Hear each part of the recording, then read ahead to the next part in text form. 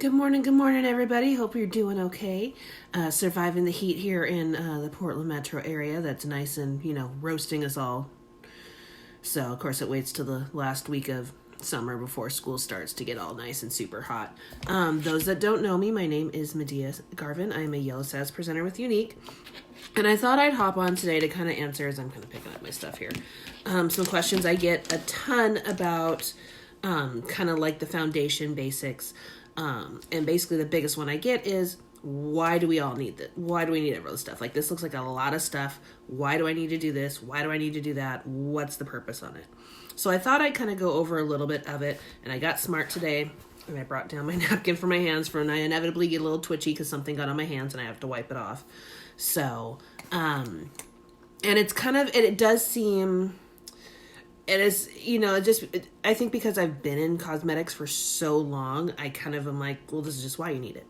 Well, you just need it. Just do it. Just use it. Like, I don't, it's been a while since I've been in that stage of, well, what's this do? Well, what's this do? Well, what's this do?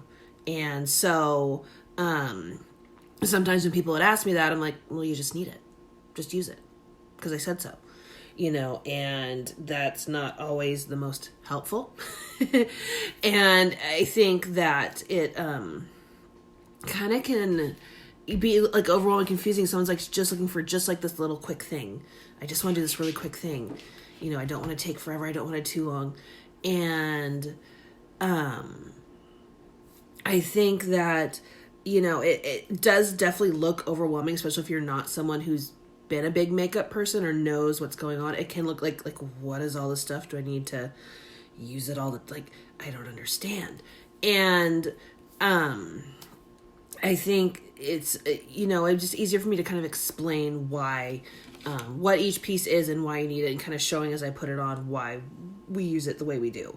I already got my lashes and my lips on. I'm loving, got my new tube of 40 I'm using today because the other one was hit that 3-month mark, and I'm usually pretty strict on 3 months and back. There's only been one mascara that I've ever been able to push past those 3 months.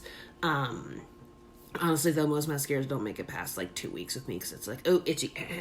But the Unique Epic line has been amazing, so I love it. Anyway, so as I start squirreling, because I've only had 1 cup of coffee today. I'm probably going to need some more caffeine so I can kind of keep a little bit more focused and not squirrel 5 million places at once.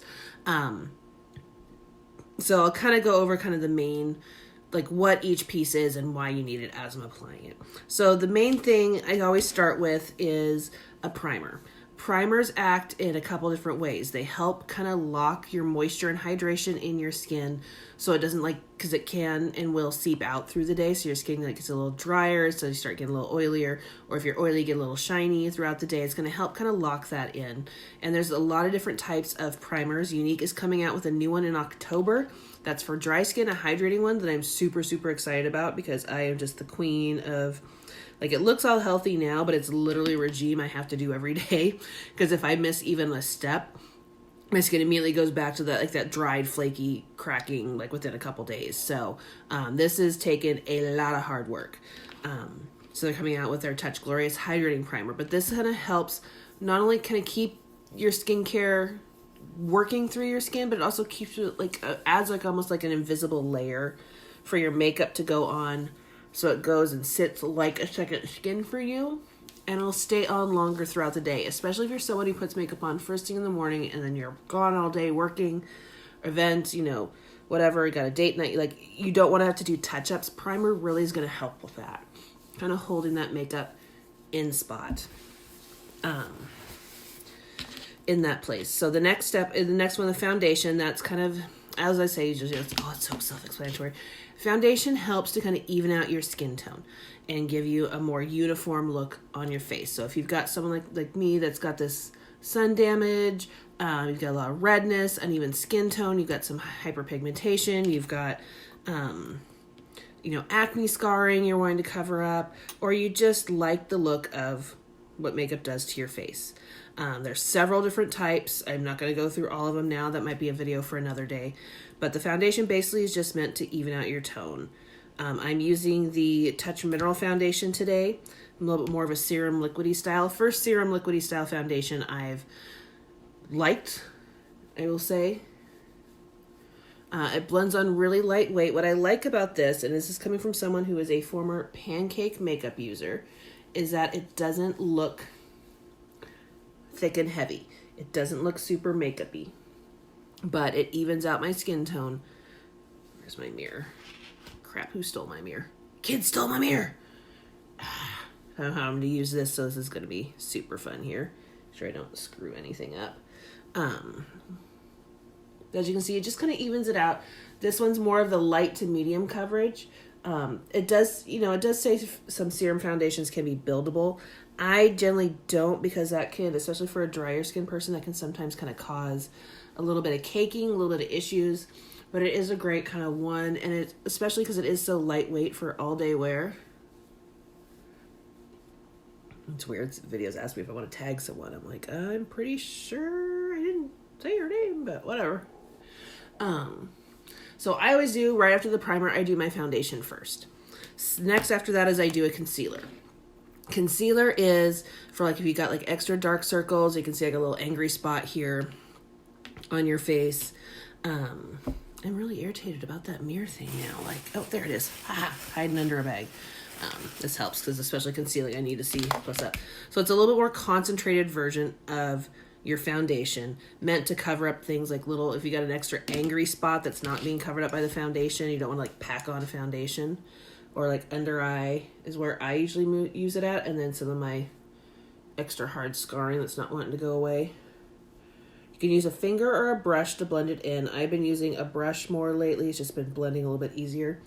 I always do this after the foundation. Unless I'm doing a powder foundation, then I'll do the concealer first. Just because with the liquid foundation, I'll just kind of sandwich it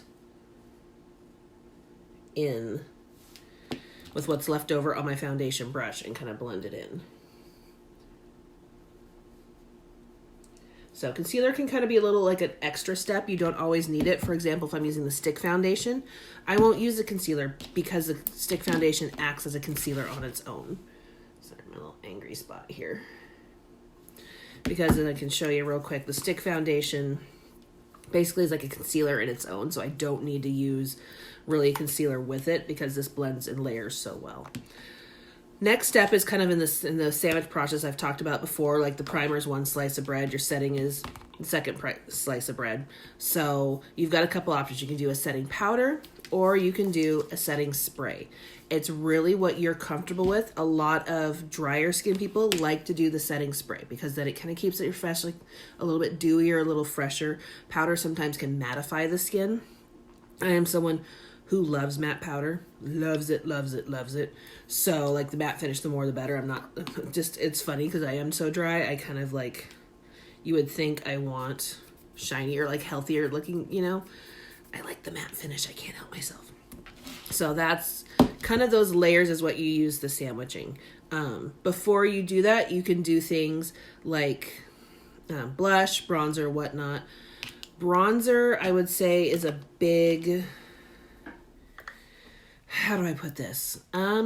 Whereas foundation is great, it like evens out your skin tone, it does take out some of that natural highlight, which I mean by the natural color you get like on the cheeks, the nose, the forehead, the high points of your face that the sun hits.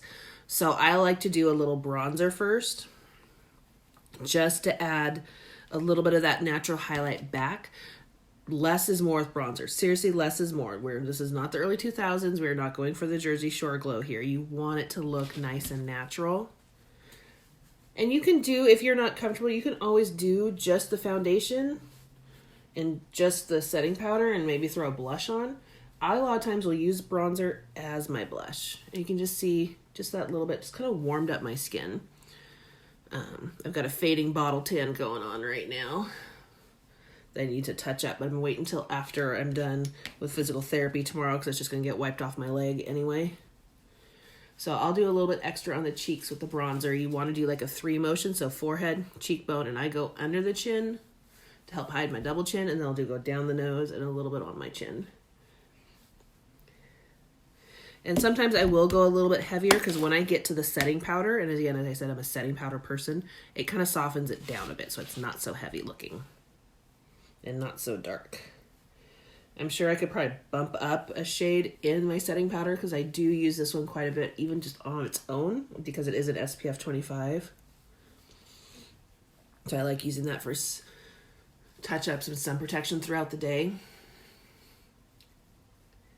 You can also do the setting powder and the setting spray together. If you're like an extra long day, you want this stuff to last, you want no touch-ups whatsoever, which is what I'll show now. I generally don't. I just use the powder because I've gotten that hydration balance in my skin. I don't get as shiny throughout the day. I also probably spray way too much, but that's just how I do it. So those are kind of your foundation basics. The biggest things I would say is using your primer. And if you're going to do a foundation, you want to use at least a primer and a setter with it. You don't need to, concealer, bronzer. Those can be fudged around. But if you're going to use a foundation, use your powders to kind of seal. Be that sandwich. Here's the meat. Here's the bread to hold it in together. Otherwise, you're just getting a big sloppy mess, and it's going to look horrible later. You're going to be all grouchy of why you didn't do it. So if you have